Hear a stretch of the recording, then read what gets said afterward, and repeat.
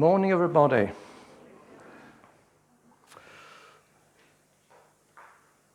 Here's a question for you, just to think about.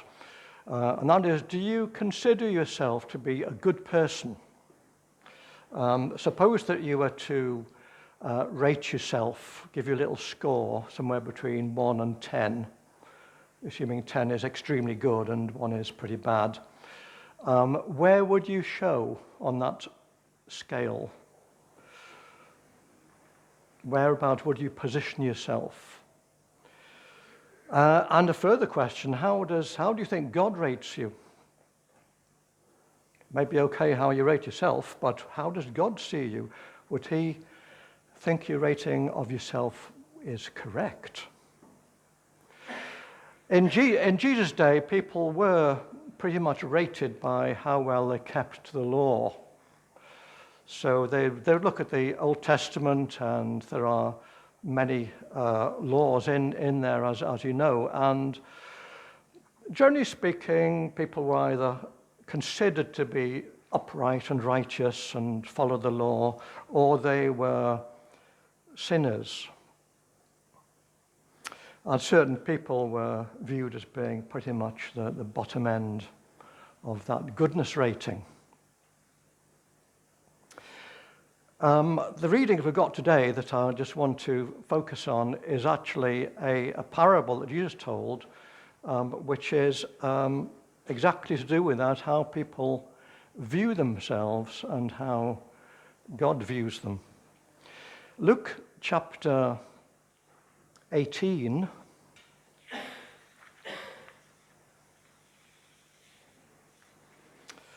verse 9. Luke chapter 18, verse 9. He also told this parable to some who trusted in themselves that they were righteous and treated others with contempt. 2 men went up into the temple to pray, one a Pharisee and the other a tax collector. The Pharisee, standing by himself, prayed thus, or in some versions, prayed to himself or with himself, God, I thank you, I am not like other men, extortioners, unjust, adulterers, or even like this tax collector. I fast twice a week. I give tithes of all I get. But the tax collector, standing afar off, would not even lift his eyes to heaven, but beat his breast, saying, God, be merciful to me, a sinner. I tell you, this man went down to his house justified rather than the other. For everyone who exalts himself will be humbled, but the one who humbles himself will be exalted.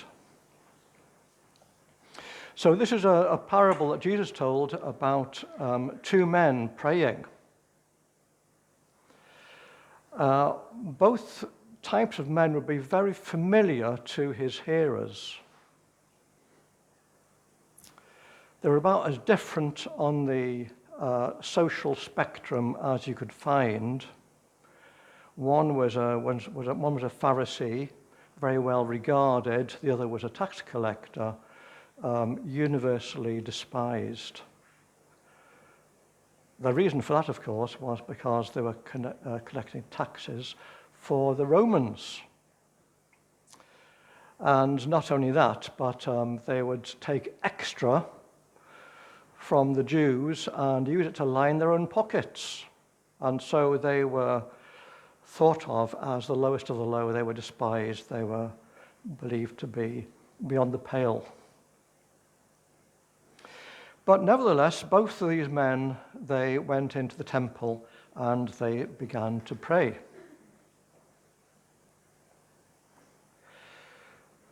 The temple was the place where people, generally speaking, came to pray. So there were some similarities. They both wanted to pray to God. They both stood and spoke to God, and they both actually gave a little bit of feedback about how they thought of themselves. And the way that people prayed back then was to pray standing, to pray out loud, looking up to heaven, hands raised, and so everybody could hear what they said. And so they were in some ways similar, but then the differences start to become quite marked. We're going to think about this parable with three little sections. Firstly, how these two different men were viewed by society. The Pharisee, he was, as you know, a member of a strict religious group. You could spot him a mile off just by how he dressed. They made themselves very separate from the common people, you might say. They kept all the commandments in the law. Now, some of you may know that there are a lot of commandments in the law. I didn't know until I looked this up. There's actually 613 in the Old Testament. But not only that, and of course they would know all these commandments and all these laws back to front, they also followed many hundreds of others that had sprung up over the years that weren't found in the Bible, but had been added. They wouldn't compromise with the Romans, and in fact, they wouldn't mix with any Gentiles, or they kept themselves even separate from the ordinary people. The vows they took would include they tithed everything they bought or sold or even ate. And that means that everything they bought or sold, they took 10%, and they gave that back to the Lord. And of course, they would observe all ceremonies, all purification rituals, pretty scrupulously. Under the law, Jews were required to fast twice during the year. The Pharisees, however, certainly this Pharisee, according to what he's told us in the prayer, he fasted twice a week. Now that takes some doing. I haven't even tried to fast one day, I have to tell you. Apparently, it's quite well thought of by people these days. It's actually considered quite good for you. But the Pharisee fasted twice a week regularly. Under the law, Jews should tithe, i.e. pay back to the Lord 1/10 of everything. Normally speaking, the Jews would tithe 10% of their goods that they produce, their livestock, their crops, and so on. But the Pharisees would tithe everything they bought, they sold, or they ate.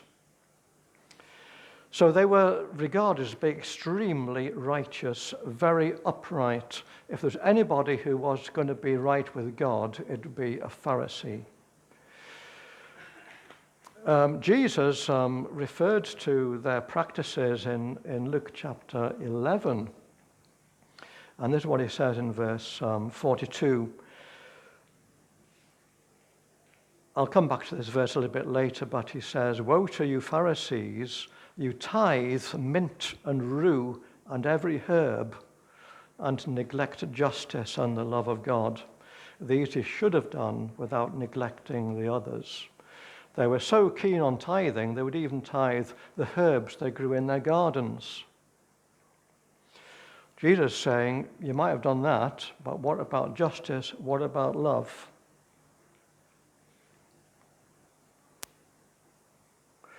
But in his own eyes and in the eyes of his hearers, he would be completely righteous. And by and large, the ordinary people looked up to the Pharisees.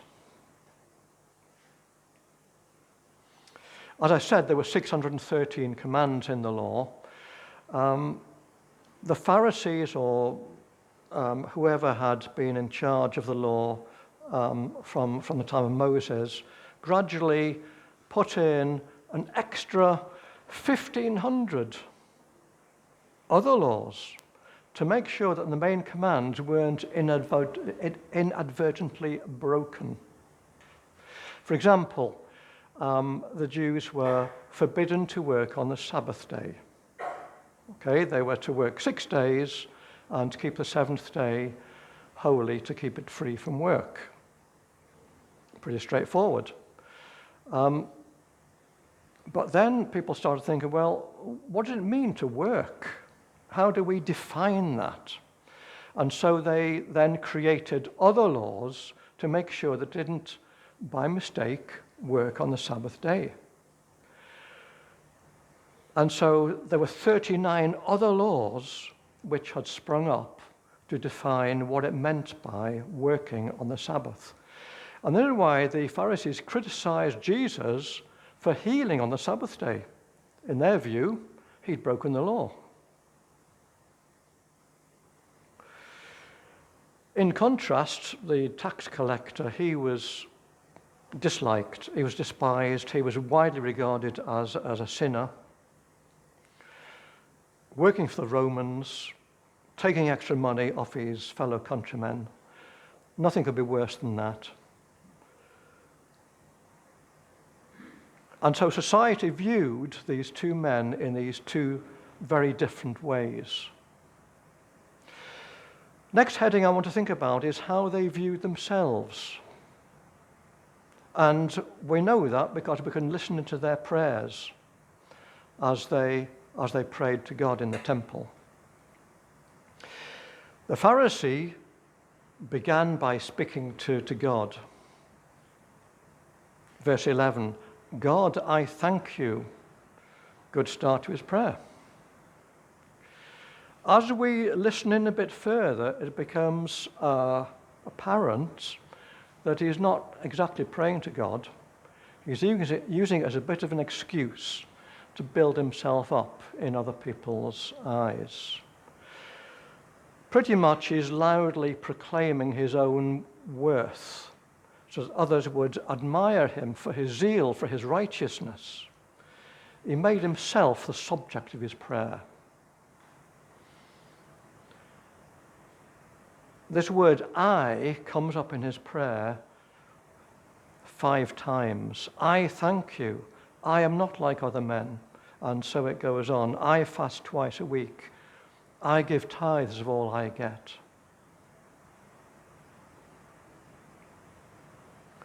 It was clear that he regarded himself as being better than the ordinary masses, especially that tax collector over there. If he was to give himself a rating, I'm sure he would have rated himself pretty much at the top end. How did the tax collector view himself? Well, we read that he was as far away from everybody else he could possibly get. He just crept in at the back of the temple, and here he stood, wouldn't even raise his eyes to heaven, beat himself on the chest, berating himself as he admitted to God his own unworthiness. He knew that he was judged by society. Nobody liked him. They all thought he was scamming them, taking money that he shouldn't have been done. But more than that, he knew that he was being judged by God, and he was being found wanting by God as well. All he could do was admit his own sinfulness and throw himself on God's mercy. We read, he beat his breast, saying, God, be merciful to me, a sinner. That was the extent of his prayer, just a few words compared with the many words the Pharisee spoke in his prayer. So they viewed themselves very differently. What about how they were viewed by God? Well, we know that because Jesus tells us in his parable. And so far, the people listening to Jesus would be nodding along. They'd be quite happy with what Jesus is saying. They know what Pharisees are like. They know what the tax collectors are like. They have put them into kind of pigeonholes. They know the Pharisee is righteous. They know the tax collector is a sinner. What Jesus went on to say must have hit them like a bit of a bombshell. He was saying which one of these would be justified before God. And they all knew, of course, God would view the Pharisee as being worthy of coming into his presence, of being resurrected to heaven. And of course, there was only one place for this sinner, the tax collector, to go. What did Jesus say? He said, I tell you, this man, the tax collector, went to his house justified rather than the other. People will be thinking, how could Jesus say that? Any Pharisees standing around listening would be horrified. And Jesus says at the end, everyone who exalts himself will be humbled. The one who humbles himself will be exalted. Jesus had this habit of turning thinking on his head. So what did Jesus mean by being justified? The word was a legal term that came from the law courts when you went before the judge to be tried. The judge would either pronounce you condemned, guilty, or pronounce you justified and clear you of all charges, and you could walk out free.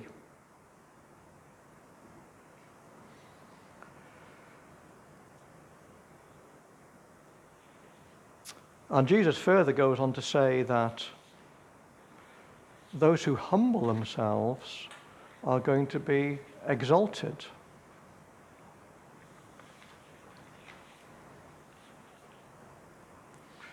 Again, what does he mean by that? What does it mean to humble yourself? Does it mean you kind of walk around staring at your shoes and thinking you're just totally hopeless? It doesn't mean that. It means thinking correctly of yourself the same way that God assesses you. Agreeing with God's view of you. The tax collector went away justified, not because he was a sinner. That by itself wouldn't justify him. It was because that he recognized what God thought of him. He recognized that he deserved nothing from God but condemnation. And then he took a further step, which was to humbly come to God and ask for mercy. If you like, to take hold of that character, that aspect of God's character, that he is merciful. The Pharisee, he was condemned not because he wasn't righteous, not because he held to the law. That wasn't the point. The point was because he was self-righteous. Quite often when Jesus told parables, he left it to his hearers to work out for themselves what he meant. Luke tells us what it was for. At the beginning, he told this parable to some who trusted in themselves that they were righteous. The Pharisee, he trusted in himself. He thought that because he kept to all these laws and didn't break a single one of them, that would fit him for God's presence. That he deserved God's justification. God owed him because of the way that he'd lived. But God looks on the heart. In Luke chapter 16, Just going back a page, this is what Jesus says in reading from verse 13. He started by saying, "No servant can serve two masters, for either he will hate the one and love the other, or he will be devoted to the one and despise the other. You cannot serve God and money." The Pharisees, who were lovers of money, heard all these things, and they ridiculed him. And he said to them, "You are those who justify yourselves before men, but God knows your hearts." And here was this Pharisee in the parable justifying himself before men about exactly what he'd done to deserve God's favor.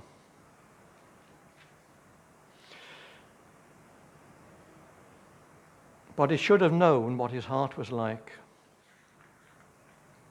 Because actually Jesus, when he was interacting with the Pharisees, he told them exactly what their hearts were like. And they weren't really keen on what he said. Back in Luke chapter 11, I read to you earlier that verse about that they were tithing the mint and rue and every herb out of their garden and neglecting justice. This is how this started off. Back in verse 37 of chapter 11. While Jesus was speaking, a Pharisee asked him to dine with him. So he went in and reclined at table. The Pharisee was astonished to see that he did not first wash before dinner. One of these little rituals which had sprung up. It wasn't found in the Bible. Jesus kept to all the laws. The Pharisee was very surprised he did not wash before dinner. And the Lord said to him, "Now you Pharisees clean the outside of the cup and of the dish." They made that purified ritually. But inside you are full of greed and wickedness. You fools, did not he who made the outside make the inside also? He goes on to say in verse 43, "Woe to you Pharisees, for you love the best seat in the synagogues and greetings in the marketplaces." And the rest of the chapter is pretty much exactly exposing the hearts of the Pharisees. And although they were outwardly righteous, inwardly they were sinful.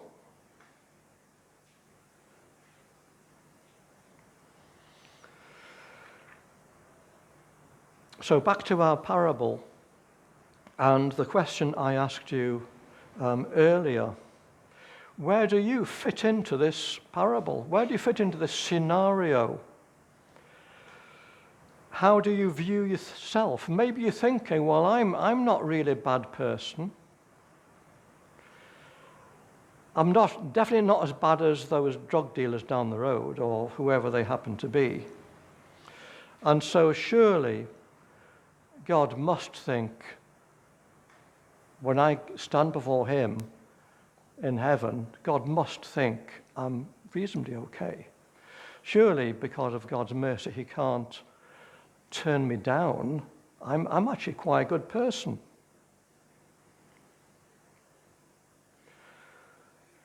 The thing is that how God views us, he views us all as sinners.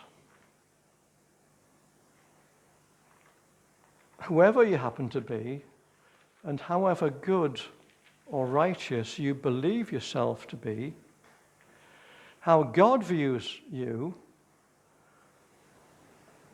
he looks upon our heart and he knows that each one of us is rebellious before him and sinful.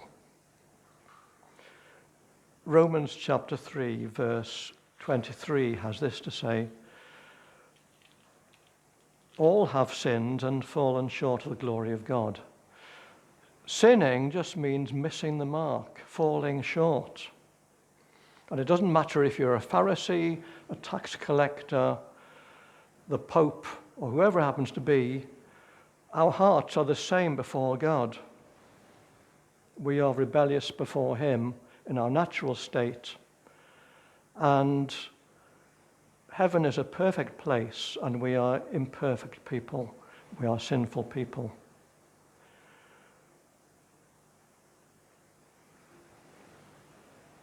So however you view yourself, that is how God views you.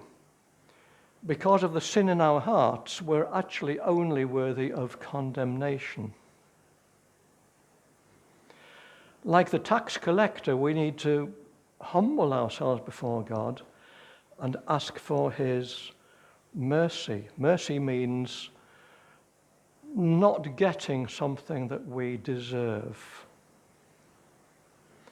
Now, at the time when Jesus was telling this parable, there was another element of God's character, grace, which had not yet been fully revealed because Jesus had not been crucified. And we just need to read on in Romans, and although the bad news is that before God we're all sinful and all condemned, the good news in Romans chapter 6, the wages of sin is death, we know that. Sin leads to condemnation. But the free gift of God is eternal life in Christ Jesus. That's grace.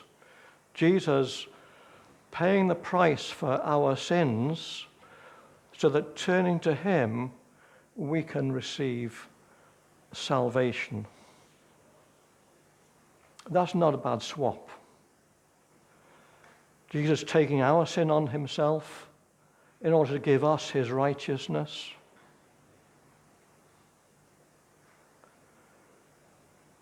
But that requires us to be humble enough to admit that we fall short. Our own good works isn't good enough to give us favor with God. We need to humbly accept that gift of salvation which he is offering through Jesus Christ. And I guess as well, as we come towards Christmas, that is the message of Christmas.